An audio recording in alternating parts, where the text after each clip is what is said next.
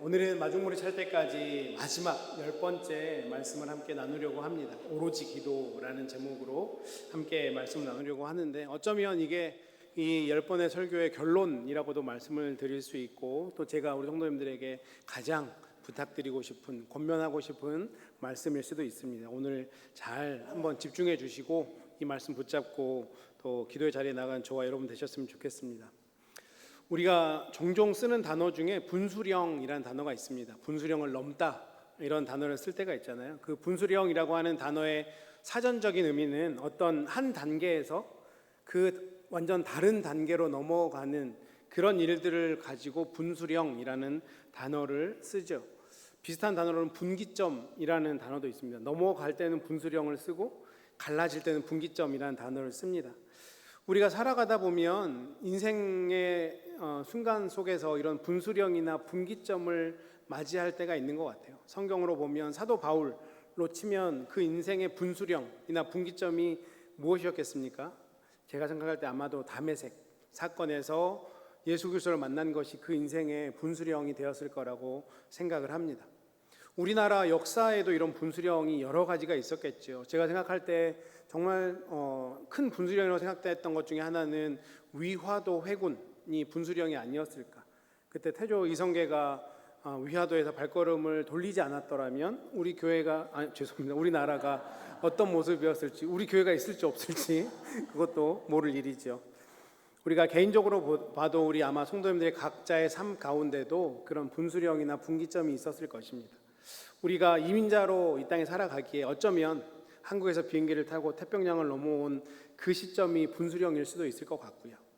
또 하나님의 백성으로 살아가기에 하나님을 인격적으로 만나서 정말 하나님 앞에서 무릎 꿇고 눈물 흘리며 손들고 항복했던 그 순간이 분수령이나 분기점이 될 수도 있었을 것 같습니다. 오늘 함께 본 사도행전 1장의 이 말씀, 특별히 너무나 잘 알고 있는 성령이 너희에게 임하시고 예수님께서 부활 승천하셨던 이 사도행전 1장이 어쩌면 우리 기독교 역사에 굉장히 중요한 분수령이 아닐까라는 생각을 해봅니다. 이제 오늘 이 본문을 보면 어떤 장면입니까? 예수님이 부활 승천하시면 이제 더 이상 제자들 곁에는 그들에게 힘이 되었던 예수님이 더 이상 계시지 않는 그런 상황이 제자들에게 오게 됩니다. 이때 제자들의 마음이 어땠을까요? 그냥 예수님이 승천하시는 거 보고 우와 신기하다 이 마음만 있었을까요? 아마 제자들 마음 가운데는 굉장한 불안과 두려움이 있었을 것 같아요.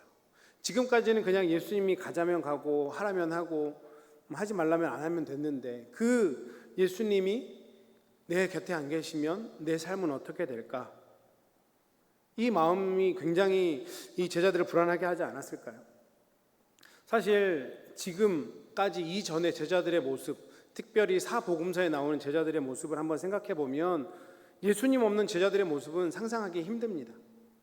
왜 그러냐면 예를 하나 들어드리면 마태복음 17장에 보면 어떤 일이 있었냐면 예수님께서 베드로와 야고보와 요한을 데리고 산 높은 곳으로 올라가셨습니다. 그곳에서는 예수님께서 영광스러운 모습으로 변화되는 놀라운 일이 있었는데, 산 아래 남아있던 제자들에게는 어떤 일이 있었냐면 굉장히 좀 부끄러운 일이 하나 있었는데, 마태복음 17장 15절과 16절 말씀해 보니까 어떤 여인이 자기 아들이 간질로 고생하는데 예수님의 제자들에게 데리고 나왔어요. 좀 고쳐달라 얘기를 부탁을 했는데 마지막에 뭐라고 얘기합니까? 능히 고치지 못하더이다. 부끄러운 일이죠. 예수님의 제자들이니까 그동안 예수님 앞에서 잘 배웠으니까 예수님의 제자들이 그 아들을 붙잡고 기도하면 어떻게 돼야 됩니까? 능히 고쳐졌더라 해야 되는데, 제자들이 기도했는데 아마도 기도했겠죠? 기도했는데 낫지 않는 거예요. 얼마나 부끄러운 일입니까? 이게 제자들의 현실인 거죠. 비단 이 일만 있었겠습니까? 성경에 기록되지 않은 많은 일들이 있었겠죠. 능력 없는 이런 무기력한 모습, 예수님을 쫓아다니고 따라다녀서 제자이긴 하지만 여전히 제자들의 현실적인 모습은 그런 초라한 모습이었던 거죠. 그렇기 때문에 예수님이 부활 승천하시는 이 상황 속에서 제자들의 마음은 굉장히 두렵고 불안했을 겁니다. 그런데 예수님이 이걸 몰랐겠습니까? 너무나 잘 알고 계셨겠죠. 그래서 이 제자들에게 대안을 주셨습니다. 그 대안이 무엇입니까? 오늘 본문 8절의 말씀이 대안인 거죠. 오직 성령이 너희에게 임하시면 너희가 권능을 받고 예루살렘과 온 유대와 사마리아 땅끝까지 이르러 내 증인이 되리라 하시니라. 성령을 대안으로 주신 겁니다. 제가 이 말씀을 기독교 역사의 분수령이라고 보는 이유가 바로 여기에 있는 거죠. 지금 제자들 앞에는 두 가지의 길이 놓여 있습니다. 한 가지 길은 예수님이 부활 승천하시고 나면 그냥 예전의 삶으로 되돌아가는 겁니다. 그냥 예전처럼 무기력하고 아무 영향력이 없는 그런 영적인 암흑기로 다시 돌아가는 길이 하나가 있을 거고요. 다른 하나는 무엇입니까? 예수님이 주신 이 약속 앞으로 나아가는 겁니다. 정확하게 무슨 뜻인지 몰랐을 텐데 그 약속의 말씀을 붙잡고 나아가는 그 길로 나아가는 거죠. 그 약속은 무엇입니까? 성령님과 더불어 새로운 차원의 부흥을 경험하는 것입니다. 그런데 제자들이 정말 좋은 결정을 내립니다. 어떤 결단을 내렸습니까? 저는 이 제자들의 결단이 위대한 결단이라고 생각하는데 오늘 14절 말씀입니다. 여자들과 예수의 어머니 마리아와 아우들과 더불어 마음을 같이하여 오로지 기도에 힘쓰더라. 아멘. 우리 기도에는요 결단이 필요합니다. 지금 저들이 영적 암흑기로 예전 생활로 돌아갈 수 있는 그런 한 가지 선택과 예수님의 말씀, 어떤 뜻인지 정확히 모르겠는데 예수님의 말씀, 그 약속의 말씀을 붙잡는 그 분기점에서, 그 분수령에서 이들은 예수님의 말씀을 붙잡기로, 그래서 그게 정확히 뭔지 모르겠으니 함께 오로지 기도에 힘쓰겠다라고 하는 결단을 한 거죠. 사도행전 이후에 보면 여기서 마지막 그 말씀에 힘쓰더라라고 하는 이 단어가 헬라어로 보면 어떤 뜻이 있냐면 끈질기게 붙잡다라는 뜻이 있어요. 끝까지 전념하다라는 뜻이 있어요. 그러니까 기도를 그냥 한 게 아니고 그 어떤 삶의 역사들이 일어날 때까지 끊임없이 제자들이 기도했다라고 하는 그 결단을 한 거거든요.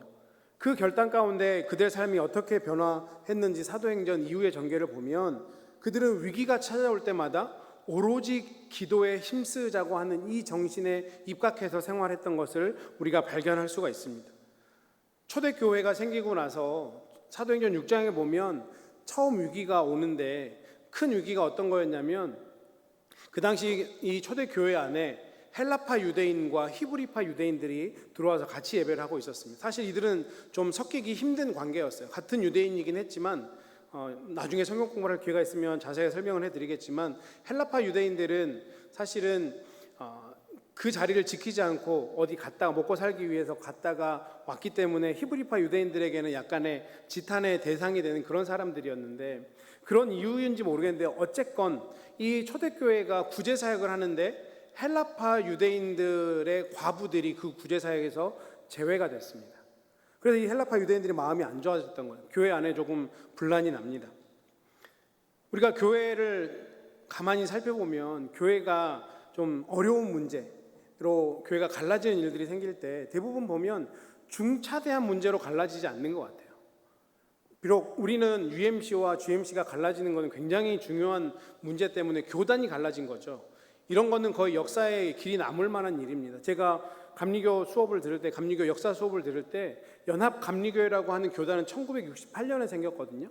그 당시에 북감리교, 남감리교, 형제감리교 여러 가지 감리교들이 하나로 교단을 감리교라는 것을 만들자 그래서 연합이라는 단어를 써서 연합감리교회라는 교단이 되었는데 저희가 글로벌 감리교회로 나오는 것도 이것도 굉장히 역사적인 일이고 아마 나중에 가면 또 이런 것들을 수업 시간에 배우게 되겠죠.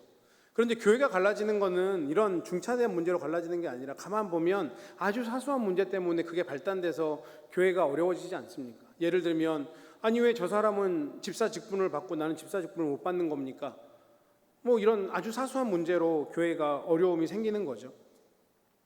그런데 지금 이 초대교회 안에 헬라파 유대인들과 히브리파 유대인들 간에 어려움이 생겼는데 제자들이 이 문제를 그냥 얼렁뚱땅 조용히 쉬쉬하고 넘기거나 아니면 어떤 정치적인 문제로 방법으로 해결을 했으면 어려움이 아마 더 생겼을 텐데 이 사람들이 어떤 결단을 하냐면 사도행전 6장 3절과 4절 말씀해 보니까 형제들아 너희 가운데서 성령과 지혜가 충만하여 칭찬받는 사람 7을 택하라. 우리가 이 일을 그들에게 맡기고 우리는 오로지 기도하는 일과 말씀 사역에 힘쓰겠다. 교회가 어려움이 오니까 제자들이 어떤 선택을 했어요? 오로지 기도하는 정신으로 다시 돌아간 겁니다.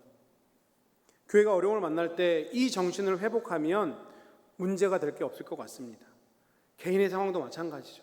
오로지 기도에 힘쓰는 이 정신으로 살아가면 우리의 삶에도 더 이상 문제될 게 없을 거라고 생각을 합니다. 우리 삶 가운데 문제가 왔을 때 인간적인 방법이나 편법을 쓰려고 내 머리를 굴리다 보면 그게 오히려 더 큰 문제가 되는 거죠. 저는 오늘 이 말씀이 이 시대를 살아가는 우리 크리스찬들과 교회들에게 주시는 하나님의 중요한 지침이라고 생각을 합니다. 내 앞에 문제가 생기면, 우리 교회에 어려움이 생기면 우리 교회는 오로지 기도에 힘쓰는 이 정신으로 살아갈 것이다. 이것을 우리가 반드시 마음 가운데 새기셔야 되고 또 작정을 하셔야 될 것입니다. 그런데 제자들만, 사도들만 이런 결정을 했던 게 아니라 초대교회 교인들도 이와 같은 정신으로 살아갔던 것을 우리는 사도행전 4장에서 볼 수 있는데요. 사도행전 4장에는 어떤 어려움이 나오냐면 복음을 전하던 베드로와 요한이 붙잡혀가는 장면이 나옵니다. 그렇게 붙잡혀갔을 때 이 초대교회 교인들이 모여서 기도를 해요. 사도행전 4장 24절에 보니까 그들이 잡혀갔다는 소식을 듣고 한 마음으로 하나님께 소리를 높여 이르되 함께 기도합니다.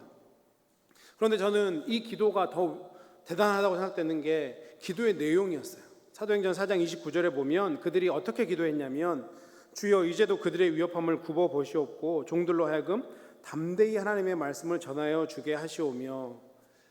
자, 우리 교회 리더들이 잡혀갔어요. 복음을 전하다가. 그러면 모여서 어떻게 기도할 것 같습니까?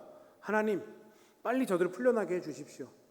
빨리 풀려나서 다시 복음 전할 수 있게 해주십시오. 기도할 것 같은데 초대교회 교인들은 어떻게 기도했어요?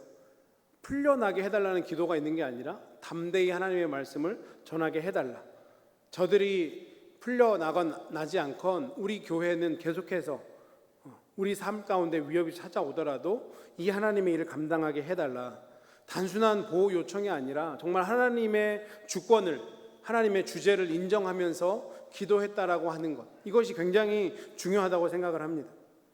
이런 초대교회 모습을 보면서 우리가 우리의 삶과 두 가지를 한번 비교해 보셨으면 좋겠어요.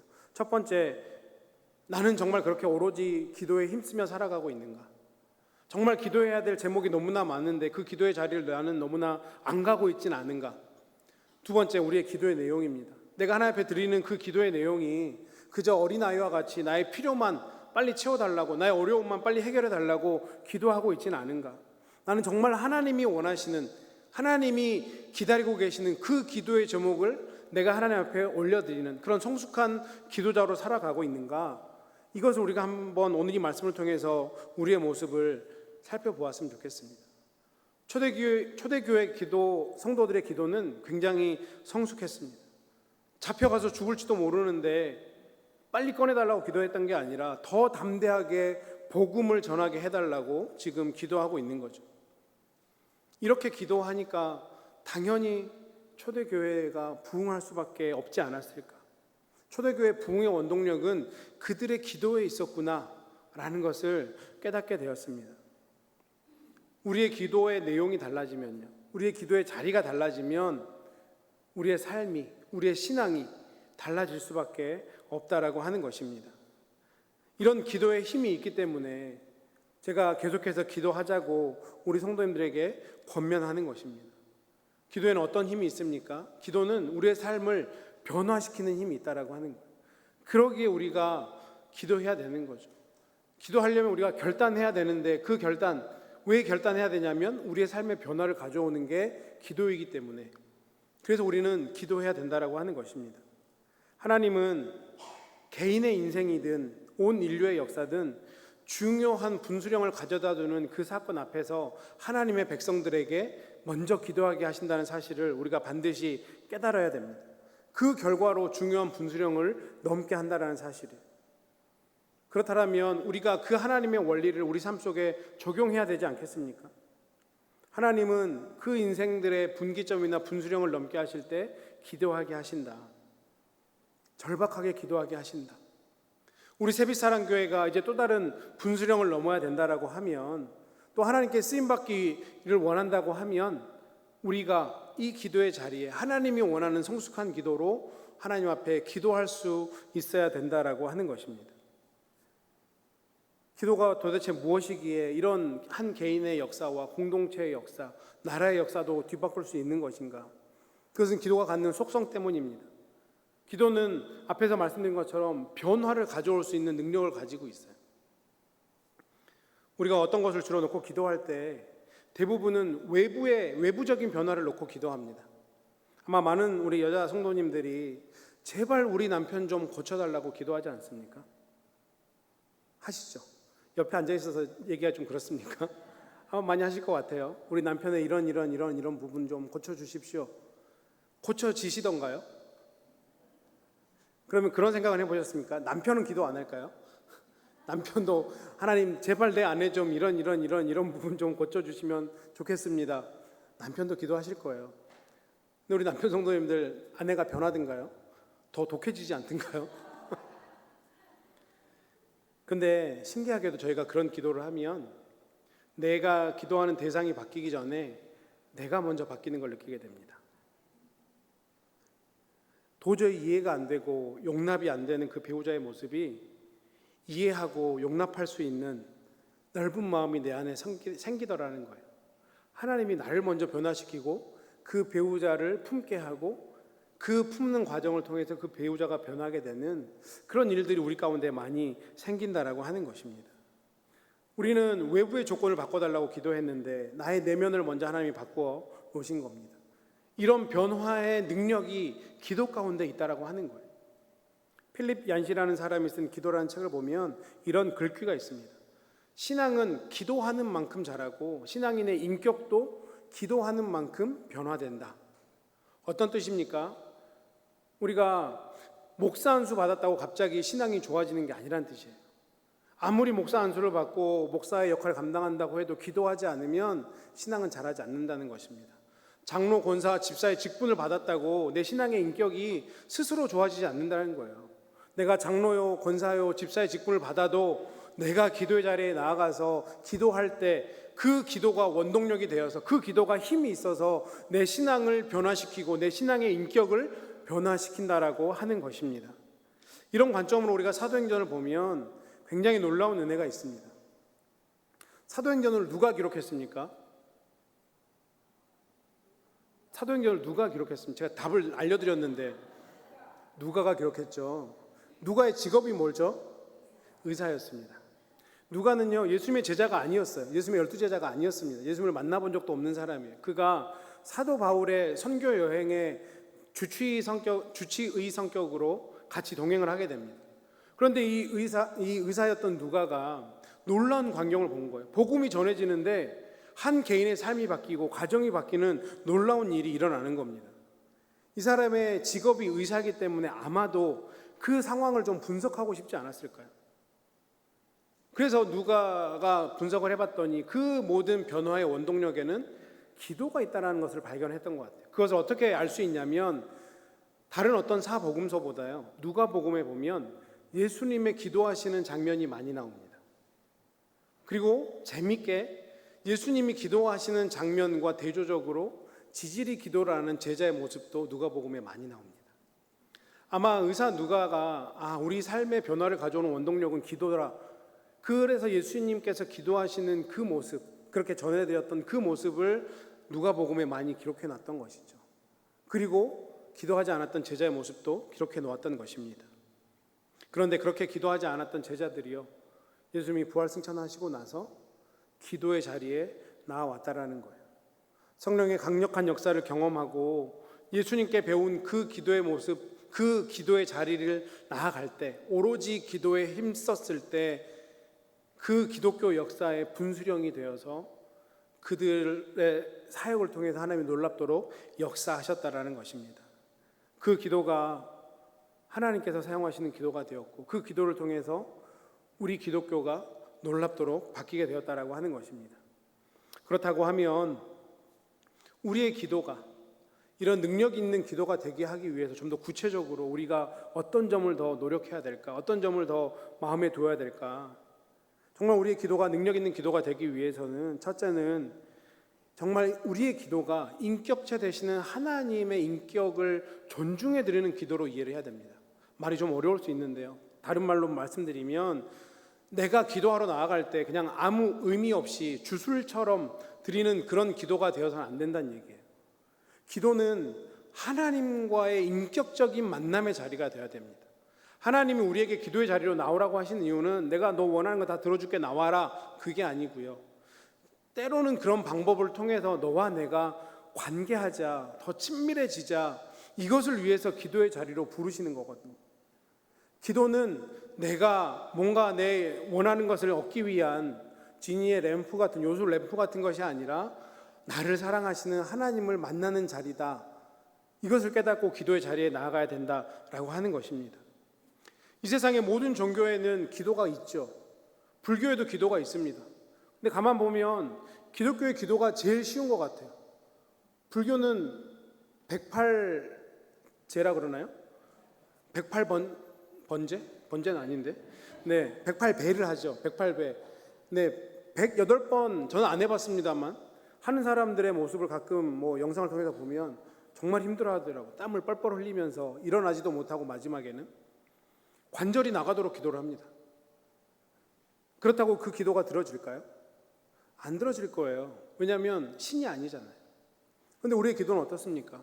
하나님은 우리에게 그런 요구를 하시는 게 아니잖아요. 기도의 자리에 나와서 너와 내가 관계하자, 인격적인 관계를 가져보지 않겠냐, 그렇게 말씀하고 있는 것입니다. 그러니 우리가 하는 기도가 마치 저 밖에 있는 돌이나 나무나 해나 달이나 이런 거에 기도하듯이 하나님 앞에 기도하면 안 된다라는 거예요. 우리 출애굽기를 통해서 배운 이계명의 교훈이 무엇이었습니까? 우상 섬기듯 나를 섬기지 말라. 나는 너희와 인격적인 관계를 하고 싶은 거지, 그렇게 어떤 상을 세워놓고 기도하듯이 관계를 맺듯이 하는 것을 원하지 않는다. 하나님 우리에게 이것을 말씀하지 않으셨습니까? 참된 기도는 말에서 나오는 게 아닙니다. 리차드 포스트의 기도라는 책에 보면 이 저자가 이런 얘기를 해요. 참된 기도는 말에서 나오는 것이 아니라 사랑에 빠졌을 때 나오는 것이다. 어떤 뜻인지 이해가 되시죠? 기도라고 하는 것은 인격적인 관계로, 사랑의 관계로 들어갈 때 파워풀할 수 있다는 겁니다. 성경에도 같은 고백이 있습니다. 시편 116편 1절과 2절 말씀인데요. 여호와께서 내 음성과 내 간구를 들으심으로 내가 그를 사랑하는도다. 그의 귀를 내게 기울이셨으므로 내가 평생에 기도하리이다. 내가 그를 사랑하기 때문에 기도의 자리에 나아가는 겁니다. 그 기도가 하나님이 원하시는 기도요, 받으시는 기도가 된다라고 하는 것이죠. 제가 10번의 기도 설교를 통해서 계속해서 반복해서 말씀드린 것 같습니다. 기도는 관계입니다. 하나님과 인격적인 관계예요. 기도의 자리를 통해서 하나님과의 만남이 있어야 됩니다. 그 하나님을 경험하셔야 돼요. 그것이 우리 기도의 중요한 목적이 돼야 된다라고 하는 것입니다. 제가 몇 번 제 개인적인 간증을 했습니다만 저는 원래 목회를 하려고 생각했던 사람은 아닙니다. 목회를 서원하긴 했지만 청소년쯤 돼서 교회 목사님들을 보니 할 만한 직업이 아니더라고요. 박봉이죠. 또 정말 그 청소년 때 마음에 봤을 때 정말 힘들어 보였던 것 중에 하나가, 저는 때려 죽여도 새벽에 일어나는 걸 못 하겠더라고요. 새벽 기도를 날마다 해야 되는데 이걸 못 하겠는 거예요. 그래서 여러 가지 핑계를 찾아서 나는 어머니의 가스라이팅 때문에 내가 소원을 한 거지 내 자발적인 의지가 아니었다라고 핑계를 대면서 그렇게 한동안은 제가 목회를 안 하려고 그랬어요.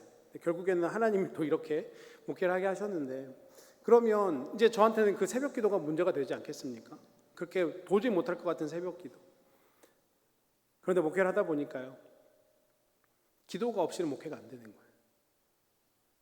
이 자리에 나가서 그 하루의 목회를 감당할 때 새벽에 나가서 하나님 만나지 않으면, 하나님께 도움을 구하지 않으면 목회가 안 된다는 걸 깨달아지니까 새벽 예배 자리가, 새벽 기도의 자리가 힘들잖아요. 오히려 기다려지는 자리입니다. 혹시 누군가 저에게 목사님 목회 중에 뭐가 가장 행복하세요? 라고 물어보시면 저는 주저하지 않고 제가 하나님과 독대하는 기도의 시간이 제 목회 중에 가장 행복합니다라고 말씀드릴 수 있을 것 같아요. 물론 목회에 여러 가지 행복한 일들이 있습니다. 예수를 믿지 않는 자들이 주님 앞에 나와서 예수를 그리스도라고 고백하는 일도 너무너무 행복한 순간이고요. 우리 성도님들이 그렇게 믿음 안에서 자라가는 것, 또 이렇게 우리가 또 열심히 기도했을 때 우리 조경 원사님처럼 건강해서 돌아오는 것, 너무나 감사하고 행복한 순간입니다. 또 우리 성도님들과 같이 함께 단기 선교로 가서 복음을 전하는 것도 저에게는 굉장히 행복한 목회의 순간 중에 하나인데, 그 중에서 가장 뭐가 행복하냐고 물어보신다면 저는 단연코 기도의 자리에 나가는 겁니다. 그곳에 나아가서 하나님을 만나고 하나님을 사랑한다고 고백하고 하나님의 의뢰의 손길을 경험하는 것이 제 목회 중에는 가장 행복합니다 라고 자신 있게 말씀드릴 수 있습니다. 기도는 우리의 단순한 요구가 아닙니다.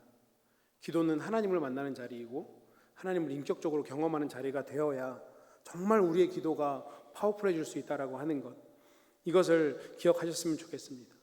두 번째, 우리의 기도가 능력 있는 기도가 되게 하기 위해서는 우리가 드리는 기도가 전적으로 하나님을 의지하는 거다라는 마음으로 기도를 드릴 수 있어야 됩니다. 사실 예수님이 승천하신 이후에 제자들에게는 다른 방법이 없었습니다. 오로지 기도 말고는 사실은 방법이 없었어요. 그래서 그들은 마음을 같이 했고 오로지 기도에 힘쓸 수밖에 없었던 것입니다. 우리 한국의 기독교가 처음 들어왔을 때 선교사님들이 우리 한국 기독교인들, 또 특별히 한국 사람들을 보니까 너무 음주가무에 능한 것들을 발견했던 것 같아요.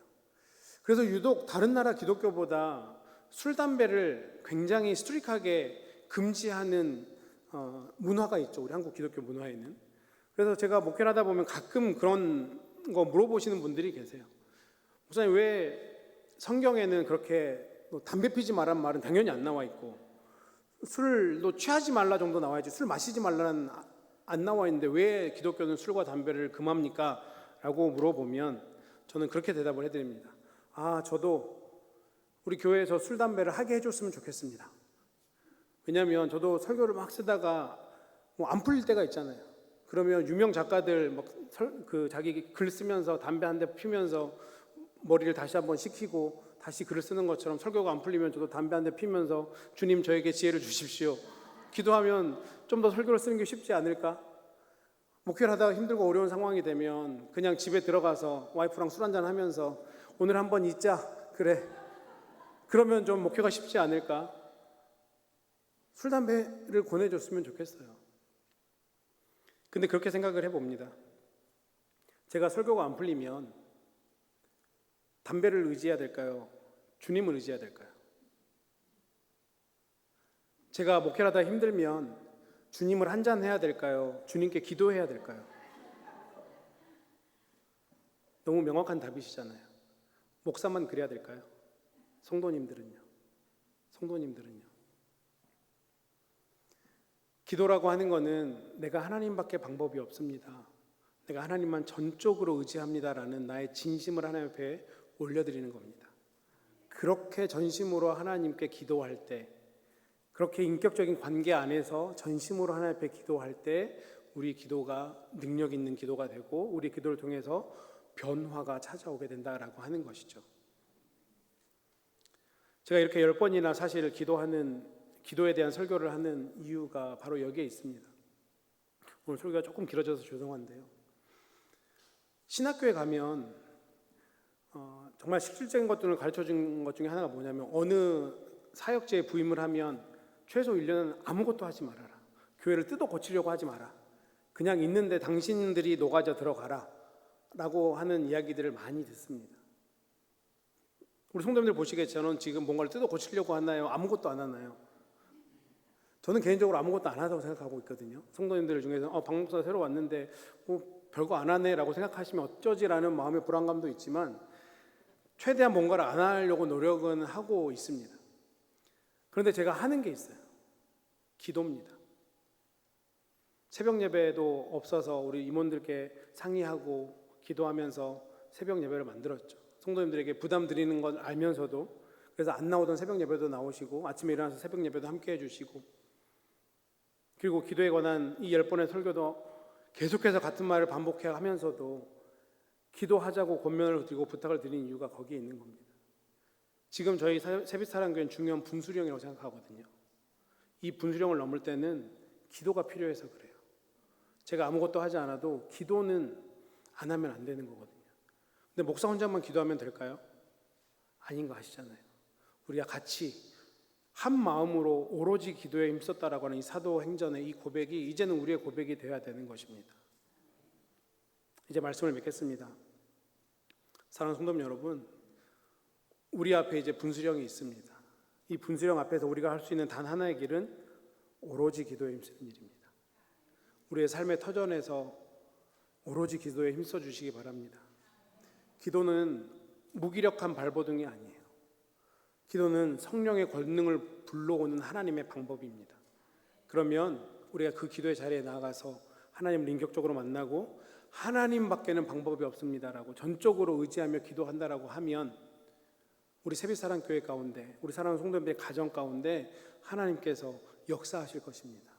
기도에는 그 힘이 있습니다. 특별히 지난 10번의 기도 설교를 통해서 아마 10번의 기도 설교가 다 생각나시는 분은 한 분도 없을 거라고 생각합니다. 제가 워낙에 설교를 못했기 때문에 그럴 수 있는데 한 가지는 기억나셨으면 좋겠어요. 아마 그 한 가지는 성령 하나님께서 우리 성도님들 마음 가운데 주신 것일 것입니다. 그러면 그 한 가지를 붙잡고 기도의 자리에 나가셨으면 좋겠습니다.